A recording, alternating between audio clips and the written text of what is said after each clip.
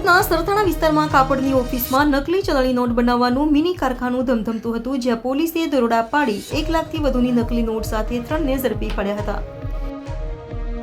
સુરતમાં વધુ એક નકલી નોટ છાપવાનું મિની કારખાનું ઝડપી પાડવામાં આવ્યું છે. સુરત શહેર એસઓજી દ્વારા સરથાણાના યોગી ચોક વિસ્તારમાં આવેલા એપલ સ્ક્વેરમાં કાપડ ઓનલાઈન વેચાણની ઓફિસમાં નકલી નોટ બનાવવામાં આવતી હોવાનો પર્દાફાશ કર્યો છે. એસઓજી પોલીસે ચોક્કસ માહિતીના આધારે દરોડા પાડી ડુપ્લિકેટ નોટનું નેટવર્ક ઝડપી પાડ્યું હતું. પોલીસે સ્થળ પરથી 1 લાખથી વધુની ડુપ્લિકેટ નોટો કબજે કરી હતી. સાથે 3 આરોપીઓ ભાવેશ, રાહુલ અને પવનની ધરપકડ કરી વધુ તપાસ હાથ ધરી હતી. હાલ તો આ નકલી નોટ કૌભાંડમાં અન્ય કોણ સામેલ છે તે અંગે પણ એસઓજીની ટીમે તપાસ હાથ ધરી છે.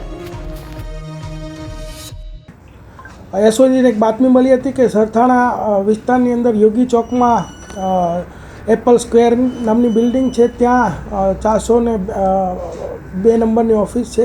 એની અંદર એમ કે હોજીરીના ધંધાની આડમાં એક નકલી નોટ છાપવાનું કામ ચાલી રહ્યું છે. તો એસઓજીએ ત્યાં રેડ કરતાં ત્યાં 3 આરોપીઓ સાથે ટોટલ 1,20,200ની 100 રૂપિયાના દરની 1202 નકલી નોટ મળી આવેલ છે. તે ઉપરાંત ત્યાંથી એ નોટની અંદર વપરાતી શાહી, પછી સ્કેલ્સ, રફ કાગળો, પ્રિન્ટર તથા પેનડ્રાઈવ આવો વિવિધ મુદ્દામાલ જપ્ત કરી અને કાયદેસરની કાર્યવાહી કરવામાં આવેલ છે.